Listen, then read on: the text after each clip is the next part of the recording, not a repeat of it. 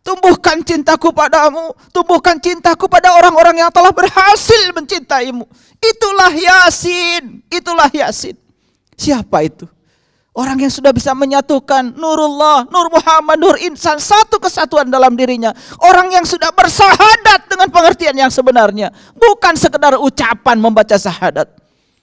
Banyak orang yang puas membaca syahadat, asyhadu an la ilaha illallah wa asyhadu anna Muhammadar Rasulullah, tapi tidak mengalami pengalaman syahadat. Syahadat semacam itu tidak ada getarannya, tidak ada energinya. 1000 kali kita mengucapkan kalimat itu, lurus-lurus saja, tidak mengubah kesadaran kita. Tapi syahadat yang berbentuk pengalaman, dibimbing oleh seorang Yasin, Yasin. Kita tidak hidup sejaman dengan Nabi Muhammad, tapi Nabi Muhammad sudah menjamin. Seorang sahabat bertanya pada Rasulullah, ya Rasulullah, aku hidup sejaman dengan engkau, dan aku beruntung karena mendapatkan ilmu langsung dari tanganmu. Apa kata Rasulullah?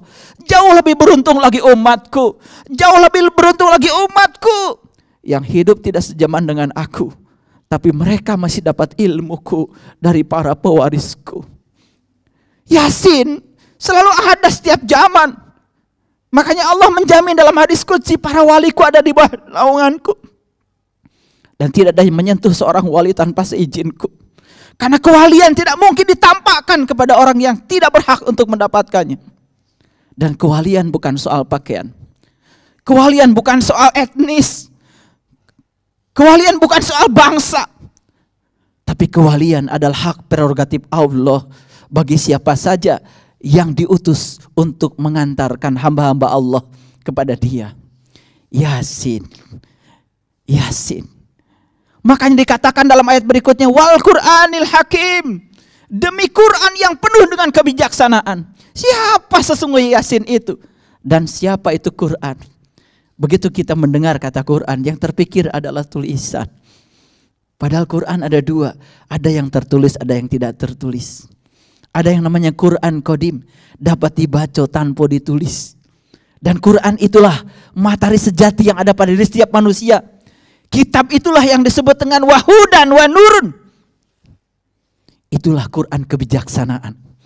Maka lihat, mohon maaf, tanpa merendahkan, banyak orang pinter baca tulis Quran tapi tidak bijaksana. Karena kebijaksanaan tidak akan pernah lahir lewat cara itu. Kebijaksanaan hanya lahir saat orang itu bisa menyaksikan Quran sejati dalam dirinya. Iqra kitabaka, kafa binafsika al-yawma 'alaika hasiba. Kitab sejatimu itulah juru hisabmu, itulah juru pembimbingmu. Baca kitabmu itu, itulah Quran yang mengandung kebijaksanaan. Makanya jangan heran kalau orang tua kita, leluhur kita di masa lalu menjadi orang-orang yang bijaksana. Mungkin tidak sepandai kita baca Qurannya sekarang. Tajwidnya kadang-kadang banyak salahnya, makhrajnya tidak sehebat kita, bahkan lagunya tidak semerdu kita, tapi budi pekertinya, akhlaknya, karena mereka sudah berhasil membaca kitab sejati dalam dirinya. Itulah wal Qur'anil Hakim.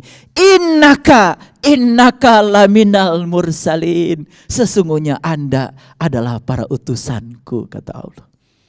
Jadi siapa para utusan Allah itu? Gelar kerasulan, titik sampai Nabi Muhammad. Tidak ada lagi gelar kerasulan setelah itu. Tapi tugas-tugas kerasulan tidak akan pernah berhenti. Maka Nabi Muhammad mengatakan al ulama warasatul anbiya. Tugasku dilanjutkan oleh para ulama. Mereka yang mewarisi ilmuku. Ulama ada batasannya, yang mewarisi ilmunya para nabi. Itulah sin masa kini. Jadi siapa ulama sesungguhnya? Yang sudah menyaksikan sin dalam dirinya. Yang sudah menyaksikan Nurullah, Nur Muhammad dan Nur Insan. Nyata senyata-nyata dalam dirinya. Yang sudah terang benderang kalbunya. Itu yang harus kita cari. Itulah sin masa kini. Dan selalu akan ada di setiap zaman. Innaka laminal mursalin ala sirati mustaqim. Siapa mursalin itu? Siapa mursalin? Ala sirati mustaqim. Mereka yang senantiasa berdiri di jalan yang lurus. Apa itu jalan yang lurus? Syiratal ladzina an'amta 'alaihim. Jalannya orang-orang yang telah dianugerahi nikmat oleh Allah. Siapa mereka itu? Wa may yuti'illah wa rasulah faulaika ma'al ladzina an'ama Allahu 'alaihim minan nabiyyin wasyiddiqin wasyuhada wassalihin. Orang yang dianugerahi nikmat dalam Quran cuma 4. 1 para nabi, 2 para siddiqin, 3 para syuhada, 4 para solehin. Masuk aja kita ke satu golongan dari salah satu yang 4. Sudah luar biasa. Masuk saja salah satu golongan dari yang 4 itu luar biasa. Apalagi kalau bisa jadi solehin, jadi syuhada, jadi siddiqin. Insya Allah sekaum dengan para nabi. Jangan cuma ngaku saja. Saya umatnya Nabi Anu, tapi kita tidak pernah merasakan pengalamannya mereka. Umatnya Nabi Musa di Quran, ketika disuruh beriman kepada Allah, Allahnya Musa, apa yang dikatakan umatnya Nabi Musa? Ya Musa, bagaimana aku bisa iman pada Allah Tuhanmu? Kalau yang boleh melihat cuma engkau, aku juga pengen melihat Musa. Itu diabadikan di Quran surat Al-Baqarah. Wa idh qultum ya Musa lanu minalaka hatta naroh jahrotan fahodatuhum musaiqah summa ba'asnakum min ba'di mautikum la'alakum tashkurun. Kemudian mereka mengalami pencerahan dan saat itu mereka dibangkitkan dari kematiannya, kematian jiwa, dan mereka menjadi orang-orang yang bersyukur. Syukur itu artinya terbuka, lawannya daripada kufur. Kufur artinya tertutup, syukur artinya terbuka. Ala syirati mustaqim. Lihat ayat berikutnya. Litundiro kaumamma undiro abauhum fahum ghafilun. Tugasnya para utusan itu apa? Memberi peringatan kepada kaum yang mungkin oleh bapak-bapak mereka tidak diberi peringatan. Lalu mereka menjadi orang-orang yang lalai kepada Tuhan. Lalai kepada Tuhan artinya apa? Tidak bisa ingat kepada Allah. Gara-gara tidak tahu dan kenal kepada Allah. Itu tugas utama para rasul. Litundiro kaumamma undiro abauhum fahum ghafilun. Itu tugasnya. Ngasih tahu orang-orang yang lalai kepada Allah. Kenapa orang lalai pada Allah? Karena tidak bisa mengingat Allah. Kenapa tidak bisa mengingat Allah? Belum tahu dan kenal kepada Dia. Makanya di Quran dinyatakan innalladzina amanu wa tatma'innu qulubuhum bizikrillah. Ala bizikrillah tatma'innul qulub. Innalladzina amanu, sesungguhnya orang beriman itu siapa? Wa tatma'innu qulubuhum bizikrillah, yang kolbunya sudah tentram. Karena apa? Bizikrillah, karena dia bisa mengingat Allah. Siapa yang bisa mengingat Allah? Yang sudah tahu dan kenal. Makanya iman, kata Nabi, al-iman tasdiqun bil qalbi wa ikrarun bil lisan wal amalun bil arkan. Iman itu pembenaran oleh kolbu, baru mewujud menjadi ikrar dalam lisan dan perbuatan. Makanya dalam tradisi leluhur kita ada namanya dharma bakti, ada yang namanya dharma suci, ada yang namanya dharma agung. Dharma bakti artinya apa? Dharma bakti artinya kita memiliki guna buat diri sendiri, buat keluarga, orang-orang yang terdekat. Dharma suci, kalau kita sudah berguna diri kita buat bangsa dan negara. Dharma agung, kalau kita sudah berguna untuk seluruh makhluk, yang hidup, yang gak hidup, yang nampak, yang gak nampak. Jadi saya tunjukkan kepada murid-murid saya saat perjalanan kemarin, bagaimana semesta itu begitu bersahabat pada orang-orang yang mampu menebarkan cahaya pada semesta. Bagaimana semesta itu memanjakan kita kalau kita mampu memberikan segehan kepada semesta.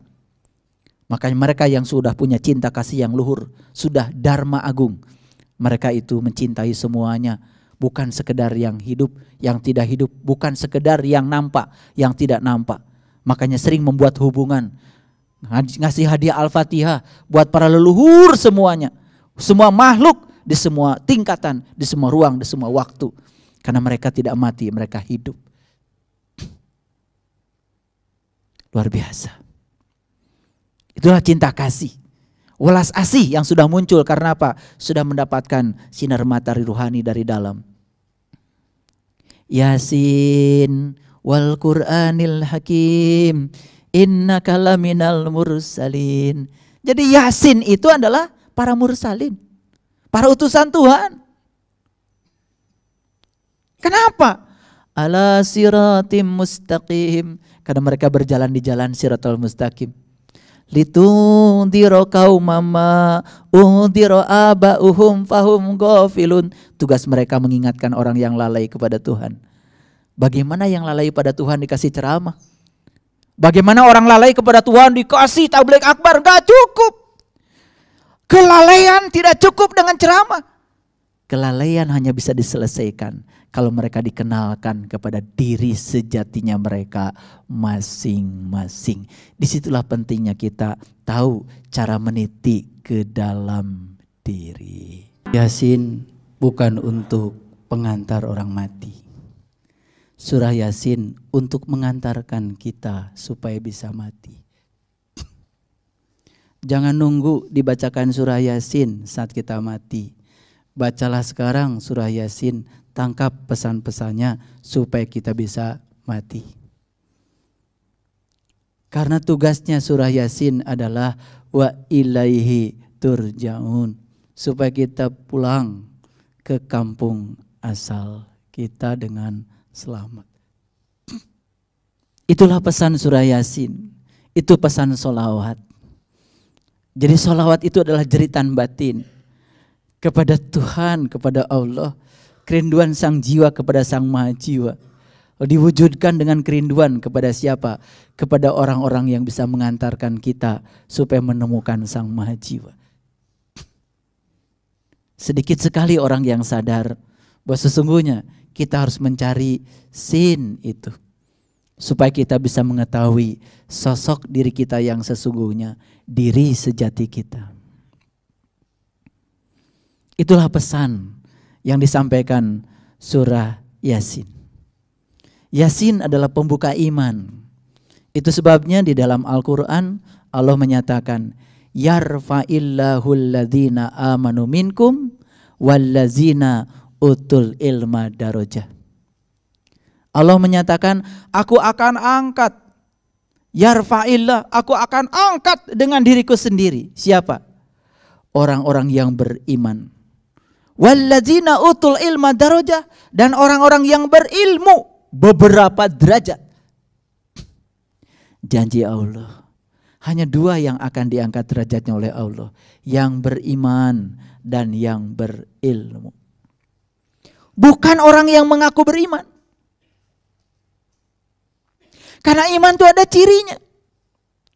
Mengaku beriman boleh.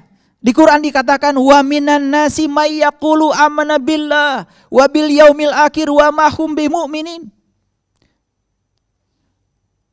Mereka mengaku beriman kepada Allah dan orang-orang yang itu mengaku juga beriman kepada akhirat. Wa ma hum bimumin. Sesungguhnya mereka bukan orang-orang yang beriman. Yukhadi'unallaha walladzina amanu. Mereka hendak menipu orang-orang yang beriman sebenarnya. Wa ma yakhda'una illa anfusahum wa ma yash'urun. Sesungguhnya mereka tuh menipu dirinya sendiri, cuman mereka tidak sadar. Makanya lihat, fi qulubihim maradun fazadahumullahu marada. Dalam kalbu mereka ada penyakit dan akan ditambah penyakitnya. Siapa yang menambah penyakit? Dirinya sendiri.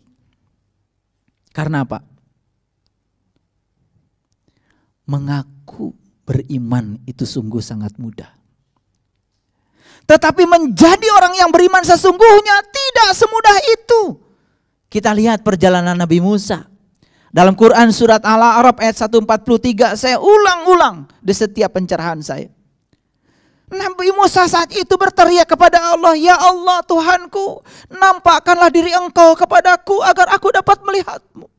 Apa kata Allah?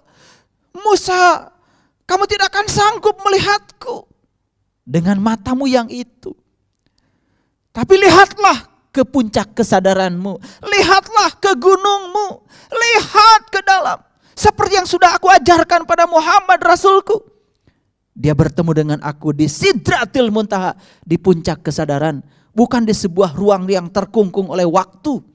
Ruang yang terkungkung oleh waktu. Bukan. Karena setiap ruang dan waktu yang mengkungkung. Pasti yang dikungkung adalah materi. Pertemuan denganku bukan di sebuah ruang. Karena aku tidak terjebak oleh ruang dan waktu. Walaqad ra'ahu nazlatan ukhra. Bahkan kamu bisa melihat dan menyaksikanku kapan saja kamu mau. Indah Sidratil Muntaha. Asal melihatnya di puncak kesadaran. Di puncak kesadaran. Indah Jannatul Ma'wa. Di situ ada taman surga. Idyaksa Sidrati Mayaksa. Saat puncak kesadaranmu ditutup. Saat puncak kesadaranmu ditutup. Makanya selama kita masih berisik, melihat keluar, menolak perbedaan, ngerecokin orang lain, usil sana, usil sini, menjas sana, menjas sini, alergi terhadap perbedaan. Selama itu pula Sidratil Muntaha tidak akan pernah menjadi milik kita. Karena Sidratil Muntaha itu harus ditutup oleh sesuatu yang menutupinya. Tutup rapat, pandang ke dalam dirimu. Berhenti menjas orang lain. Apa lanjutan ayat itu? Kamu tidak akan sanggup melihatku Musa. Tapi lihatlah ke puncak kesadaranmu. Ketika puncak kesadaranmu masih tetap diam sebagaimana adanya. Apa kata Allah? Falamma tajalla rabbuhu lil jabal. Saat itu Tuhan bertajali, menampakkan diri di puncak kesadarannya Musa. Lalu Musa jatuh pingsan. Puncak kesadarannya pun hancur luluh. Apa yang terjadi? Itulah momen yang sangat penting. Lalu Musa berkata, Qala subhanaka tubtu ilaika wa ana awwalul mu'minin. Maha suci Engkau ya Allah. Aku datang padamu ya Allah. Dan inilah awal aku beriman. Seorang Musa mengawali iman saja sedemikian luar biasa perjalanannya. Itu baru awal iman. Belum jadi orang beriman. Wa ana awwalul mu'minin. Kok kita ujug-ujug ngaku jadi orang beriman? Kapan awalnya? Padahal di Quran dikatakan alladzina amanu wa tatmainu qulubuhum bi zikrillah. Ciri orang beriman kata Allah, tentram kolbunya. Tentram kolbunya. Padahal kita ngakunya orang beriman, tapi kolbunya masih tidak pernah damai. Pikirannya masih simpang siur. Orang lain bahagia, kita yang sedih. Orang lain punya TV baru, kita yang merana di kamar sendirian.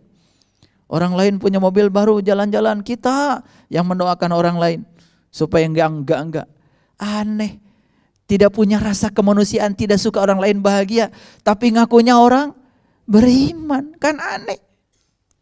Seorang Musa saja tidak mengatakan aku sudah beriman setelah melewati fase itu. Baru wa ana awwalul mu'minin. Nabi Ibrahim juga begitu. Saat Nabi Ibrahim menyatakan inna sholati wa nusuki wa mahyaya wa mamati lillahi rabbil alamin la syarikalah wa bizalika umirtu wa ana awwalul muslimin. Sudah menyatakan hidupku, matiku, ibadahku, sholatku semua untukmu ya Allah. Sudah selevel itu, tidak berani menyatakan diri muslim. Nabi Ibrahim cuma mengatakan wa ana awalul muslimun. Inilah awal aku menjadi seorang muslim. Keren banget pelajaran yang diajarkan para leluhur kita. Begitu tawadu dan rendah hati. Kita mohon maaf, ujug-ujug ngaku aja jadi orang beriman. Kapan mulai terbuka penglihatan kolbumu kepada Tuhanmu? Sudah tahukah diri sejatimu?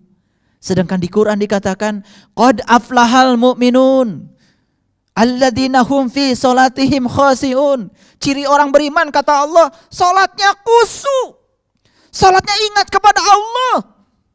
Kalau orang beriman itu sholatnya khusyuk dan ingat kepada Allah, berarti orang yang sholatnya gak khusyuk dan gak ingat kepada Allah, kan tidak layak mengaku sebagai orang yang beriman. Kata siapa? Kata Allah dalam Al-Quran. Makanya pantas kalau Allah menyatakan, aku akan angkat derajat orang beriman dan berilmu. Dua yang akan diangkat oleh Allah, orang yang beriman dan berilmu. Hati-hati, ilmu itu cuma satu sebetulnya. Ilmu itu awalnya cuma satu, yaitu ilmu mengenal Tuhan. Makanya Nabi mengatakan, makrifat adalah modalku, akal pikiran sumber agamaku. Kalau akal pikiran ini menjadi sumber agama, kalau sudah diterangi oleh cahaya ma'rifatullah, makanya kuncinya adalah ma'rifatullah. Naik kelas musyahadatullah, naik kelas mukasyafatullah, baru tingkatan terakhir namanya mahabbatullah. Itu urutannya sudah semacam itu yang diajarkan para leluhur kita. Judulnya juga 4M. Keren banget sebetulnya kalau kita sadar.